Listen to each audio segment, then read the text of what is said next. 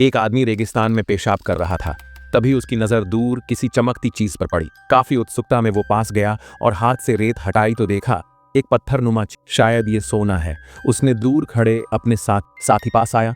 दोनों ने गौर से देखा, लेकिन पक्का नहीं कह सकते थे कि ये वाकई सोना है। उसे अपने दादा की दी हुई पुरानी लाइटर निकाली और सोने पर गर्म करने लगा। अगर नकली होता तो काला पड़ जाता, पर कुछ नहीं हुआ। मतलब ये सोना पूरी तरह असली था। तुरंत उसे निकालने में लग गए। उन्होंने फावड़ा उठाया और खुदाई शुरू की, पर जितना खोदते उतना ही सोने का आकार बढ़ता जाता, जैसे कोई छोटा सा सोने का पहाड़ हो। फावड़े से न हुआ तो हाथों से निकालने की कोशिश की, नतीजा सिफर। फिर एक रस्सी से उसे बांधा और दूसरी तरफ पिकअप ट्रक को जोड़ा, पर रस्सी खींचते ही टूट गई। फिर भी दोनों ने हार नहीं मानी, पर पहाड़ जस का तस रहा। शाम होते होते उन्हें आग जलानी पड़ी ताकि जंगली जानवरों से बच सकें। दोनों आग के पास बैठकर उस सोने से भरे भविष्य के सपने देखने लगे। अगले दिन प्लान बना, एक जाएगा पास के कस्बे से खुदाई मशीन लाने और दूसरा यहीं रुककर सोने की रखवाली करेगा। साथी ने कहा कि रेगिस्तान में उसे ज्यादा एक्सपीरियंस है, वो रुक जाएगा। लेकिन आदमी ने साफ मना कर दिया। सोना मैंने ढूंढा है, मैं ही यहीं रहूंगा। मजबूरन साथी मान गया। जाते वक्त ज्यादातर पानी ट्रक में रख लिया और आदमी को एक सैटेलाइट फोन दे गया। अब वो अकेला रह गया। सोने को रेत से ढक दिया और पास की जली हुई प्लेन की बॉडी से एक टेंट जैसा कुछ बना लिया। लेकिन उसे चैन नहीं आया जब तक सोने को आंखों के सामने न रख ले।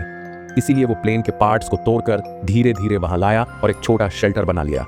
वो अब सोने को देख सकता था और सुकून में सो गया। मगर सूरज की तेज किरणें और भूख प्यास ने उसे चैन से सोने नहीं दिया। जब वो सोने के पास गया तो लोभ ने उसे पकड़ लिया। एक सोने का टुकड़ा उसने बड़ी मेहनत से अलग किया। तभी फोन आया।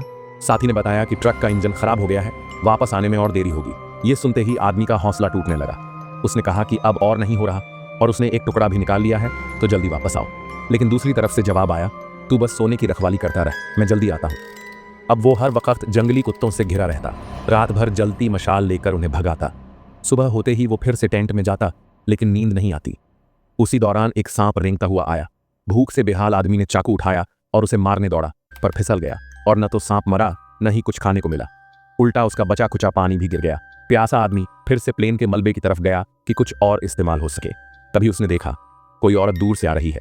वो जल्दी से अंदर छिप गया, सोने का टुकड़ा छिपाया और बाहर आया जैसे वो कोई कबाड़ बीनने वाला हो। औरत को शक हुआ, उसने उसे खाने के लिए कुछ दिया और पानी पीने लगी। जानबूझकर आवाजें कर रही थी ताकि उसकी प्यास और बढ़ जाए।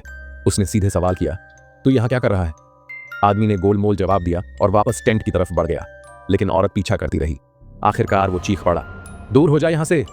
लेकिन शरीर अब जवाब दे रहा था। वो बेहोश होने लगा। औरत उसके टेंट तक पहुंच गई और सोने की तलाश में हाथ पैर मारने लगी। डर के मारे आदमी ने पास पड़ा फावड़ा उठाया और उसे मार गिराया। फिर उसकी बॉडी को पास में ही दफना दिया और उसकी पानी की बोतल से अपनी प्यास बुझाई। कुछ ही देर में जंगली कुत्तों ने बॉडी को खोद कर निकाल लिया। आदमी ने उन्हें भगाया और फिर से लकड़ियां जलाईं ताकि बॉडी को जला सके। सब कुछ खत्म करने के बाद वो फिर सोने की तरफ देखने लगा। क्या ये सब वाकई इसके लायक था? तभी फोन फिर बजा। उसने काट दिया और छिपकर देखा कि आसपास सब ठीक है या नहीं। लेकिन लालच ने उसे फिर काबू में कर लिया। शाम होते होते एक भयानक रेत तूफान आया। आदमी टेंट में छिप गया, लेकिन तूफान ने टेंट ही उड़ा दिया। वो पास के सोने के टुकड़े को लेकर छिपने की कोशिश कर रहा था, तभी एक सूखी टहनी उस पर गिर पड़ी। बेहोशी के बाद जब होश आया तो पेट में टहनी घुसी हुई थी। किसी तरह उसने वो निकाली और जलते टिन से घाव को सील किया।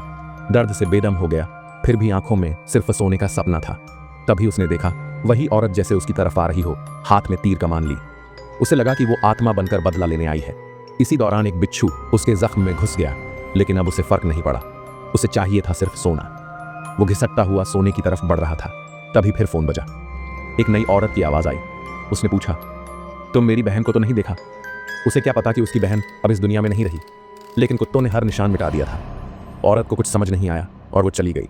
आदमी को थोड़ी राहत मिली और वो फिर बेहोश हो गया। जब आंख खुली तो देखा चारों ओर आग जली हुई थी। शायद औरत ने ही कुत्तों से बचाने के लिए जलाई थी। आखिर में जब साथी का फोन फिर आया, वही घिसा पिटा वादा, बस पहुंच ही रहा हूं। पर अब आदमी इतना कमजोर था कि कुत्तों की भीड़ उस पर टूट पड़ी।